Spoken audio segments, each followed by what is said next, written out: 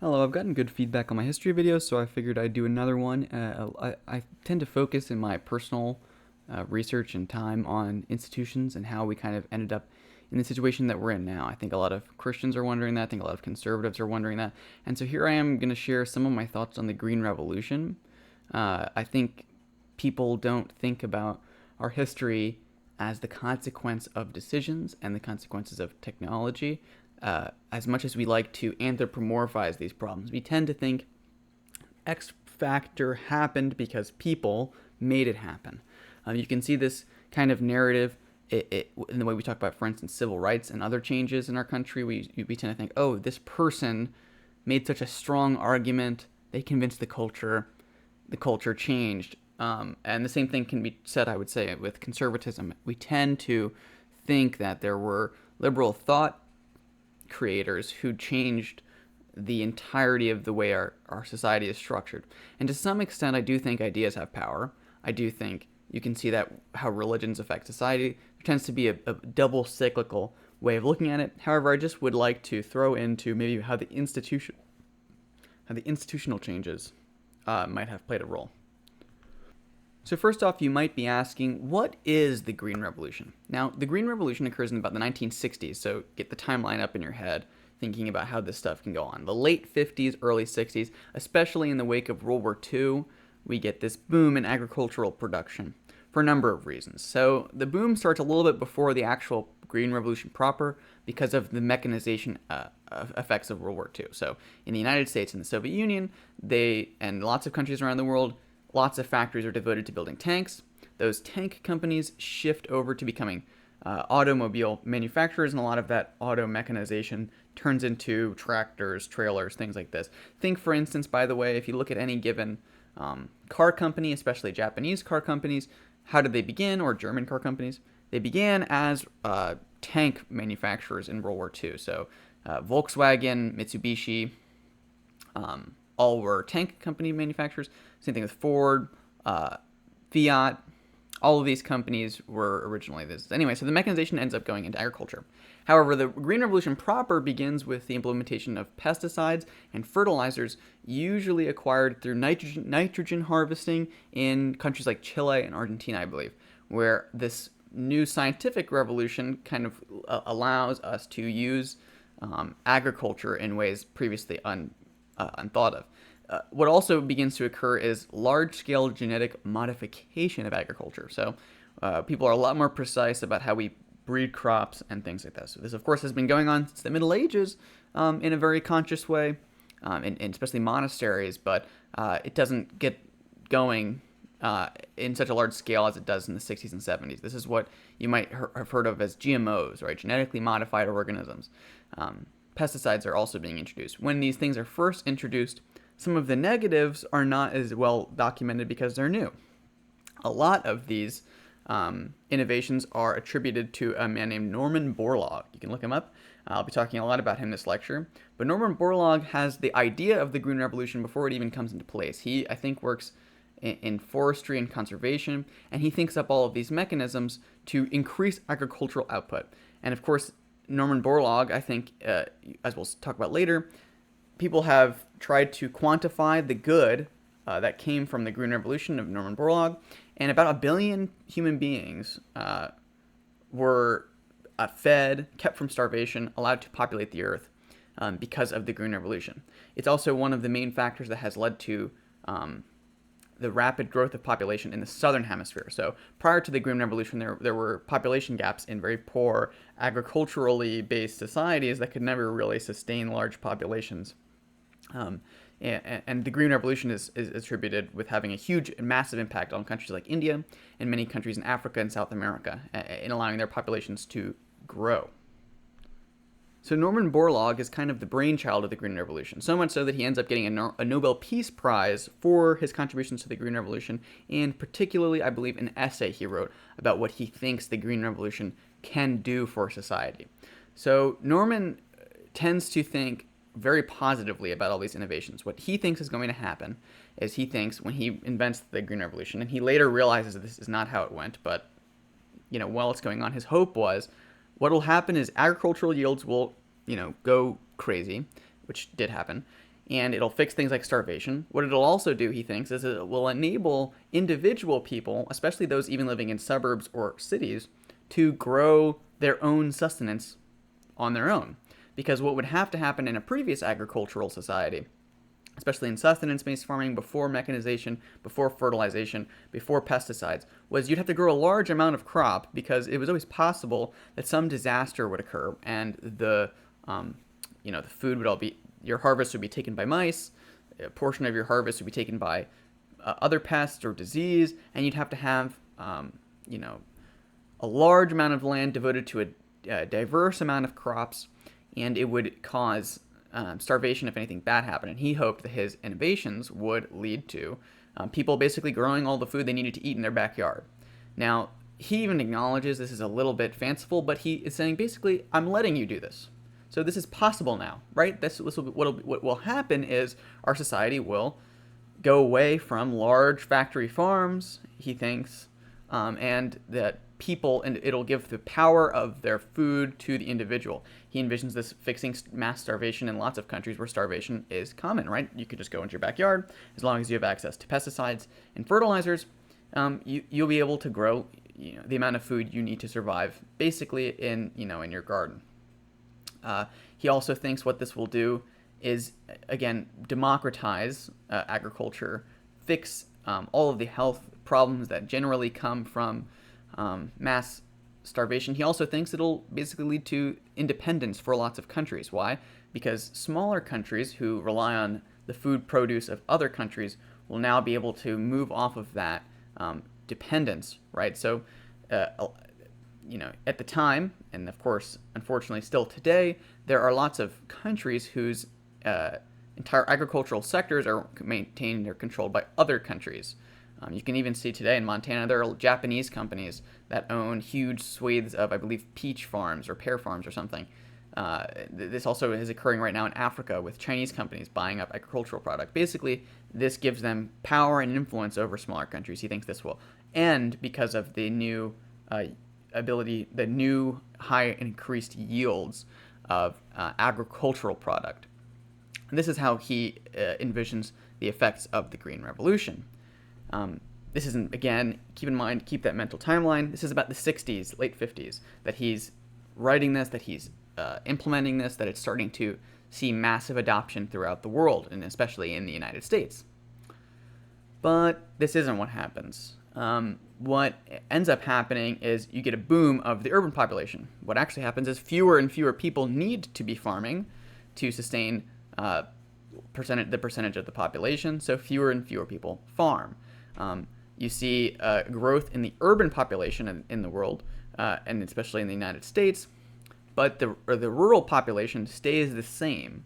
So really what's happening is the same number of people are farming, but that sustains more people. So you see this massive boom of people leaving the rural areas and going into urban areas through the 60s and 70s. Now this continues trends that were going on before, but to a massive scale, and we'll talk more about this later. People begin to notice this trend around the early 70s, and you get what, just to make a point I'm trying to show about culture, you can actually see that in the 60s and 50s, there were these halcyon rural TV shows that were really popular on TV, like Green Acres is the example I'm using here.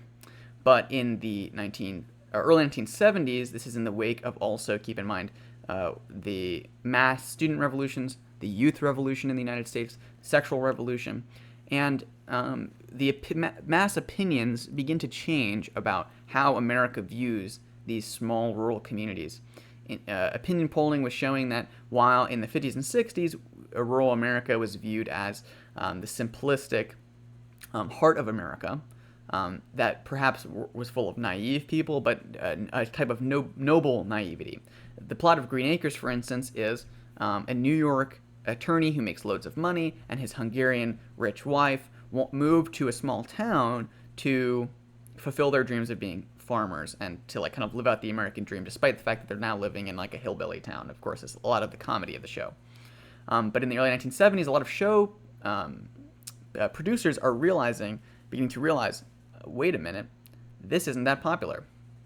Young people had a disproportionately negative view of rural America and began to see it as oppressive. Many young people who grew up in rural areas are now fleeing for cities, and you kind of are seeing, again, a youth revolution. And so opinion polls meant that rural TV shows were on the out. And so you see this massive wave almost overnight, is how people talk about this. You can see the picture on the right is the characters, I believe, from Green Acres at Washington, D.C. The point of this picture was supposed to imply that they were upset about the rural purge and all these movies being taken out, movies and TV shows losing mass appeal, and people not really seeing the rural part of America in such a way. You see this kind of crux hit where, yes, the majority of the population was already urban, depending on your metric, but we still had a positive opinion of rural America, and that's starting to shift. It's only being encouraged by the major TV people who are trying to, keep up with the times. They're trying to sell their shows, of course, and young people are a huge demographic for show watchers, and so they're trying to acclimate to that. And so they tie themselves into this negative perception and pull all of their shows that are seen as romanticizing rural America. Now, at the same time, a parallel change is happening in the legal world in the United States. I believe it's not until 1971 or 1979, maybe, during the 70s, I should say, just to clear this up, there's an introduced new legal technology for creating a corporation or a company. So there are many different types of corporations, and I won't go into them today, but one of the types of corporations is what's called a limited liability company. And the first state to legalize it was Wyoming in the 1970s. This was not a type of corporation prior to the 1970s. For those who are wondering, I just went away to look up the year. It's 1977 that Wyoming legalizes or creates the limited liability company. So you might be saying, what is the difference between a limited liability company and other business structures? So the key factor about a limited liability company is in a normal business, usually partnerships or something else, what will happen is the investors or the stockholders, depending on the way that it's incorporated, basically invest into the business. And then if something goes wrong or the business has any associated damages,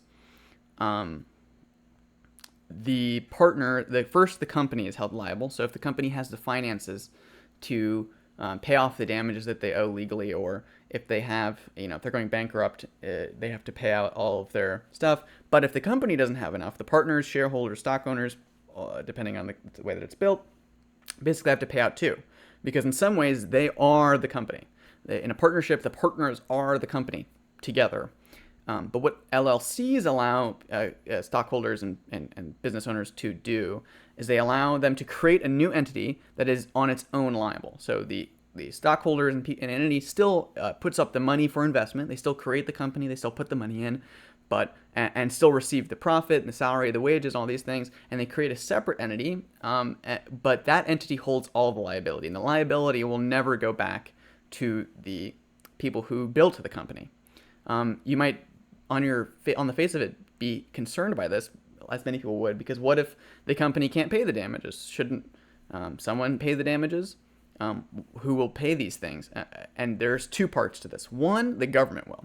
So when a business goes under and they damage, say, the environment or something we all share that's a public entity, the company will exhaust its resources to pay for what they're liable for. But when the liability exceeds the amount the company can pay, the company will usually go defunct or something, or declare bankruptcy or whatever they might do, and then the government will end up fixing the environmental damage that they created, or rebuilding the house, or fixing the accident, or whatever. But the stockholders and shareholders will have no liability. This was considered a good idea for two reasons. One, it was considered a good idea because it would stimulate the economy, right? More people would be creating business. More people wouldn't be hesitant to get into the economy and really, fund and build and create economic capital. And it was also considered a good idea because the government had a way of getting out of this. So what they did was they also introduced taxes on specifically LLCs. So the idea was most LLCs won't go under, and so what we'll do is it'll be a taxable entity that's now being created that has all this money, right? And the government can tax it. So when one of the companies does something that the government needs to pay for, the government will have the money because of the taxes we've introduced against the LLCs. And so the scheme, in that sense, was supposed to cover the costs. Still today, there are reasons not to start an LLC if you want to start a business. That are, even if you're just totally self-interested, one of the main ones would be to avoid taxes. So if, for instance, you're a partnership, technically no separate entity exists, and the only thing that's going to be taxed are your incomes as partners, and nothing will be taxed again. When you create an LLC, your incomes are still taxed, of course, and the company is taxed. So the amount of money that the company is making is being taxed twice, effectively, or you and your profits are being taxed twice, more precisely. But LLCs quickly became popular, became legal in, I believe, in all 50 states, and became really, really popular. And at 77, right, then into the 80s, you do get this economic boom, right? You do get all this productivity. You do get the sense that, okay, if investors aren't worried about risk, we get this kind of economic progress. You also get, especially in combination with the Green Revolution, you do get a lot of people investing, larger companies seeing the agricultural sector as very profitable, right? So again, what an investor is trying to do, put yourself in the perspective of an economic investor. What you want is as much money as possible with as little risk as possible. So as much profit, little risk. What the Green Revolution did was it diminished risk for investing in agriculture because their pesticides will reduce the risk of pests or infections, and fertilizer will increase yields, so it increases profit. Mechanization also increases yields. We now have better ways of measuring the weather, measuring the humidity, things that are important to agriculture than we ever had before. And now these LLCs also have ways of reducing liability. So another way to reduce risk, which will incentivize investment, is the idea. However, this doesn't play out necessarily well for the environment, or it could not end up well for the environment. A big concern also growing at this time was, okay, so there's all these new companies, they're doing a lot of work. LLCs can't be held liable for, say, just to give a trite example, they have all this nuclear waste they're producing. What are they going to do with it? They throw it in the forest. Somebody has to be held liable for that. You sue the company loses the suit, but somebody has to pay to remove all of the damages that they've done. But the company doesn't have the money. So the government now will intervene to clear this up. FEMA has funds for this, by the way, for disasters as well. And so basically what this has now introduced into the economy is a new role for government, a part of the bureaucracy. So it's not like these things won't happen. You also see in the 70s the creation of the EPA, and you see all of these protection agencies. And then the idea is now, instead of the liability for fixing the environment and creating a good, safe environment, instead of that liability sitting with independent corporations who know that at any time they could be sued over the damage that they did individually, they now know actually what we're basically can do with an LLC. Again, not all companies are LLCs and all this stuff is complicated, but some LLCs, you might say, will know, okay, I can look into this, and the risk that I'm assuming is completely localized to my company. So say my company goes under, drat. I still get to keep all of my money. I get to go move on to my next project. I get to move on to my next business and do something different. So there is still some actuated risk, but it's not personal. And it's not like it's going to bring ruination upon your family, And so this kind of goes away. The government takes on that liability. Now, economics is in large part about risk management. And this is all economic growth. If you even look at John Maynard Keynes' writings, his hope in the 30s was that the government could move around risk. It is the sole opinion of uneducated, in my opinion, economists that risk can be destroyed. Even John Maynard Keynes and all economists since know that really risk just gets moved around. So if one person would have taken on a risk and they don't do anything with it, they really just push that risk to somewhere else. And so Keynes was hoping that the government would be able to fill in economic gaps and assume risk so that investment could be possible. What does this actually look like on the ground? Now, what this looks like on the ground is guaranteeing, in some sense, financial institutions will have wealth, will have money, will have generation.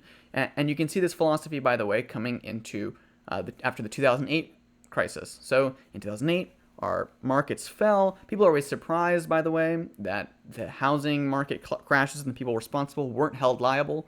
But I will remind you that this is the whole point of an LLC, is that they won't be held liable when their business goes under, when all these problems happen. And the government knows that the importance of these businesses in the economy is indispensable, and so the government will basically take on the risk. Well, what does that mean? It means the expenses that the business is now incurring, the government pays. So the government basically repays all these banks and financial institutions so that they can support the economy. And you're stuck in a rock between a rock and a hard place. A lot of people today say, "Oh, they should have let those businesses fail." Now, they could have to disincentivize the behavior, but this isn't really the philosophy of the government today. The philosophy of the government is usually just to move around risk into places that are acceptable to encourage investment. Now, you might start doing some math in your head and realize, oh wait, the government doesn't just create money. Well, sometimes it does, but the government doesn't just create value out of thin air. They get value from taxing people, and so in order to keep up this system of risk management, actually what's happening is the risk is being hoisted onto, in part, the American public. And so that's why tax dollars go up and things like this, is because we have to pay to keep these, to manage this liability and this risk that's been assumed by the federal government, or even state governments at times.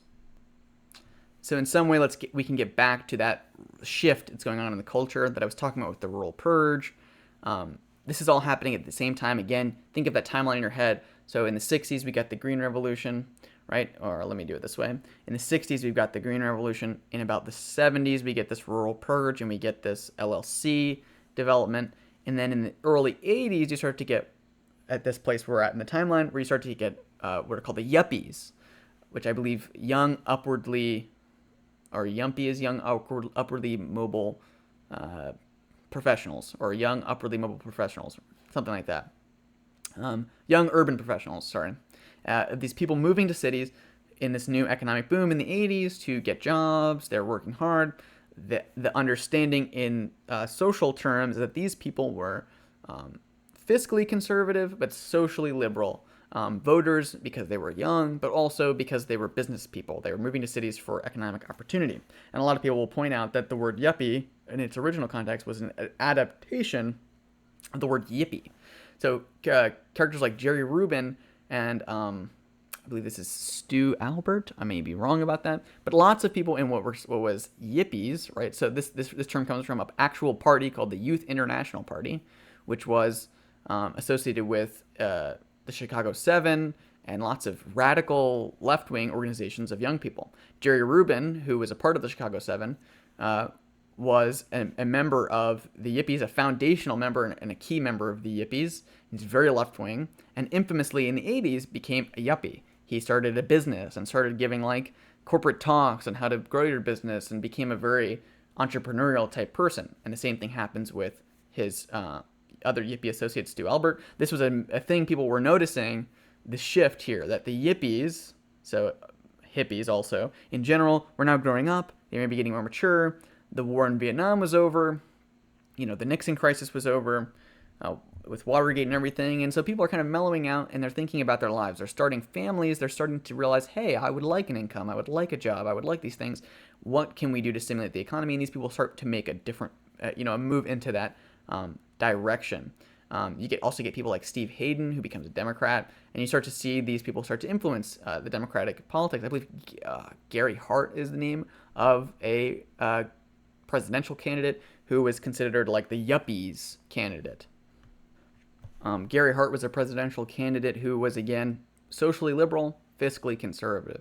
You may feel like a lot of the people you know in your personal life who are in the Gen X generation are kind of like this. If you're my age, your parents were kind of like this. They would say, I want the government out of my business, but I also want the government out of my business. So that to them, that meant social on things like LGBTQ policy, social liberalism on abortion, but also fiscal liberalism was definitely a yuppie thing, right? Stay out of my business. So like I'm starting a business. We're all of these economic entrepreneurs. We're going to live out the American dream in the economic sense and in some libertarian social sense. And this definitely becomes the popular ethos at the time. Ronald Reagan infamously kind of runs on a more libertarian attitude than than previous Republican candidates. And while he gives lip service to socially conservative causes, tends to, not really sit strongly or enforce strongly any socially conservative policies. What you start to see at this time is a shift in the Democratic Party, right? These people start to become voting age, office holding age. They were hippies, now they're yuppies. Now they kind of have this. Again, I think of Steve Hayden as a good example. He was also part of the Chicago 7 and eventually became a senator. The Chicago 7, for instance, were, by the way, was a student protest that turned into a riot, and whether or not these 7 political activists were actually guilty. Most of them were very far left political activists, and you can look into the Chicago 7 on your own if you wanted another time. But basically what you're also seeing is, again, the long-term product, in my opinion, of this shift from rural to urban. Because what you're actually also seeing is the rise of business and this kind of, so business interests, right? So the economic conservatism comes in there, and the hippie ethos, the ideas, right? So we're seeing both. Remember I was talking about at the beginning, people think, oh, do ideas shape history, or do conditions shape history, economic conditions, economic factors, institutions, and all that kind of stuff. And you're seeing both of those. You're seeing the ideas, the ideology that was created in the sexual revolution in the 60s being combined with large amounts of capital and business class ties, where a lot of these hippies kind of in some ways abandon their principles. In the culture, again, to parallel the rural purge, this is linked with the growth of like urban comedies. You can see Seinfeld is a perfect example. It blows up. And really, what is Seinfeld? Every episode, I actually, this is from someone who enjoyed watching Seinfeld, especially when I was younger, but every episode is George Costanza or Jerry Seinfeld has some random female associate. They're hooking up or they're sleeping together or whatever, and that's part of the comedy. And then him just living his day out in where? New York City. The new center for all of this like youth culture is New York City. And you get a lot of humor about offices or like weird, desk work or businesses that don't seem to have any function in the economy and things like that. That's starting to bubble up in the Seinfeld era. And you get these young urban professionals, our main characters, who live in the city and are living this kind of city-based life. And this is kind of the relatable comedy. Seinfeld is the joke is it's a show about nothing. This is just what people's lives are like, right? Dating, trying to make money, trying to get a job, all these kinds of things in New York. This kind of continues, by the way, into things like Friends or Sex and the City or whatever. This is the normal youth life of this time. This is what the average person is expected to be living like. And you can see why there's a shift going on in the culture from rural to urban. And the way people live their lives matters. It changes their opinions a lot. The top graph I've already showed you, and this is from the US Gov Census Bureau, is the top graph. And then the bottom one is one synthesizing what this actually looks like in effects. Also, they have to do with the differences between what is defined by rural or urban. So over time, in the Middle Ages, for instance, a town with 25,000 people was very clearly a bustling city. Today, a population of 25,000 is basically a suburb. And so how we categorize those changes, you can see the graph at the top is kind of affected by that because the United States government has reclassified things that in the previous era obviously would have been counted as urban, but are now rural, right? So, and how do suburban areas count? But you can see in the bottom graph the strong shift as kept the same standard. What is rural, what is urban is kind of kept the same. You can kind of see I think this graph has a one-time change of the definition, and you can see the little oversecting lines of the previous definitions interacting with each other. And you get to the point today where like about 20% of Americans live in rural America, and that affects how we see ourselves. That affects how we see our country. That affects how we see what's important in our lives. That affects how we legislate. That affects how we think about the world. And it's only possible because of the Green Revolution. In summary, the Green Revolution allowed for also the consolidation of agriculture into a few LLCs, or just the expansion, I guess you could say, of mechanized mass agriculture, with the use of products that ensured that investing in agriculture was more stable than it had been in previous generations. So you get a lot of business investment, business growth, fewer people farming for their own sakes, and the families that were farming and they owned their own farms, it starts to become more lucrative for fewer families. And so despite what Norman Borlaug intended the Green Revolution to do, right, again, in some way democratize agriculture, what ends up happening is it centralizes agriculture and creates the economy necessary for a huge urban domination of society. I think one of the things that makes our modern period so hard to understand is that it's the first time in human history, maybe since like Greek city-states, where political organizations were so densely urban compared to the urban-rural split. I would say even the Greek city-states, even though we remember them as being dominated by their cities, they did associate with them large swaths of rural people and rural populations, and there were conflicts of that time, and I won't get into the history of ancient Greece, but there was an understanding and an expectation, even in ancient Rome, ancient Greece, China. Most societies understood that people who live in rural parts of the world act different than people who live in cities. And most of the time, I would say most societies, if you examine them, are biased in some way against urban societies, urban cultures. They don't think of them as being breeding grounds for morality. They think of them as being debaucherous, having degrading morals. They think of them as having big problems with spacing, housing humanity, keeping the dignity of humanity at the forefront. You can see this in the story of the Epic of Gilgamesh, where, in some sense, the character Gilgamesh represents the urban character. At the beginning of the story, he's a tyrant. He's sexually licentious. He's the king of Ur, but he's also a bad king, is clearly what's happening. He wants to control everything, and he thinks of himself as the strongest. And then you get the character Enkidu, who's his rival, but eventual friend, who's like a wild beast character, who lives in the woods, who's sent to humble Gilgamesh. They fight. They find out that they're exactly evenly matched, and they become best friends. They go and fight a monster together. There's something in a story about rural and urban coming together, and they have their differences reconciled, but they both have their advantages, and they need to kind of come together because at the beginning of the story, Enkidu is like literally a wild beast, right? He has to be tamed by being enticed by a female character who's I think a prostitute from the city, right? And so then he's attracted to her, so he becomes a civilized character only through his encounter with women. I'm probably going to leave this video here, even though I considered showing a small clip from a documentary on this, but just consider the scientific data around what happens when human beings, or when animal populations even, are kept in overly dense areas. If you want to do more research, you should and can look into what I think is called the mouse Utopia. From what I understand, this is a very influential piece of social experiment. The idea was this scientist, John B. Calhoun, put a bunch of mice in a very small enclosed area to see what the effects would be. He made sure they had unlimited food and water, and he made sure that they had enough space to operate normally. What he found quickly was that these rats began behaving in very odd ways.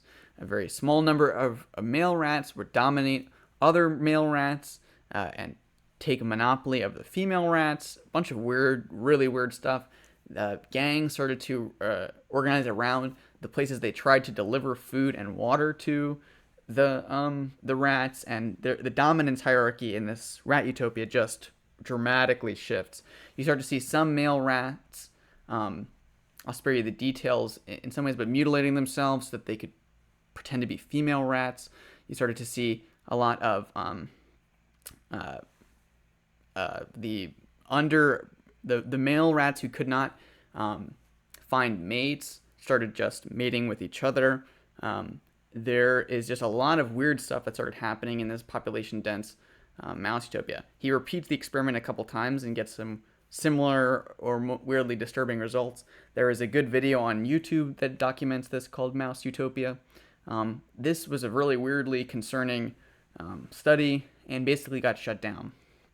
However, I would say whatever you think about this specific experiment, or me referencing all those myths about the difference between urban and rural people, I think, again, to return to the original theme, is that not only do ideas have impacts on us, but our environments have impacts on us. The way people live their lives has impacts on them. And in some ways, I've talked about this in some of my older videos, but what we believe informs how we act, but how we act also informs how we believe. This is the importance of ritual in society. Doing something changes how we feel and think about it.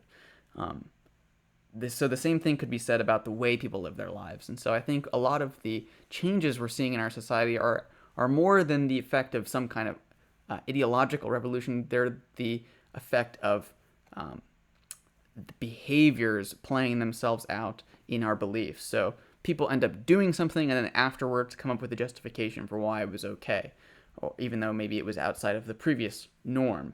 And so I think that this urban living has had a massive effect on our society, and the difference between the way humans have historically been living, mostly in rural communities, rather than urban communities.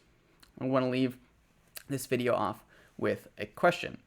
For those of you who are really well initiated with the Bible, especially the Old Testament, how do you think the Old Testament views the relationship between cities and rural living?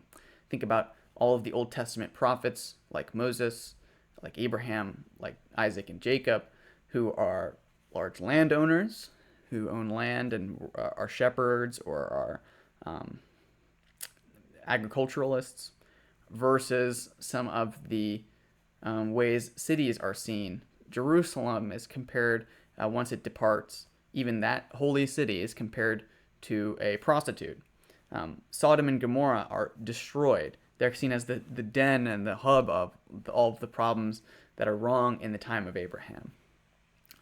I don't think this is a coincidence. Even if you didn't happen to believe, as I do, that the Bible is inspired by God, you'd have to say that the ancient Israelites were observing some kind of phenomenon between the difference between rural and urban living that I think is universally observed throughout all societies. And that shift is going to have its effects for better or for worse. I hope that you found this video interesting. I trying to focus on history and things a lot lately because it again, it's where I have my degree, and so I can talk about these things maybe with a little bit more authority than some theological stuff, which is just a hobby to me. So I'm definitely prone to get stuff wrong, though, even in history. So if you disagree, if you have any questions, concerns, comments, rebuttals, put them in the comments. I'm also open to rebuttal videos and all those kinds of things, and just engaging with people on the platform. So if you enjoyed the video, like the video. If you're not subscribed, subscribe. I think about 53% of the people who watch my videos are not subscribed, which is sad. You should subscribe. Click the little bell button. You'll get more of these videos. If you thought this was interesting, if you made it this far, I think at this point, you'd probably enjoy watching some of my other stuff that I upload. Go through my playlists, do all that stuff. This video will probably appear in a playlist. Go to them, watch them. If you really want to support, I have a locals, and there's a link to it on my channel page that you can go to and support me on locals. Thanks so much for watching. See you next time. God bless.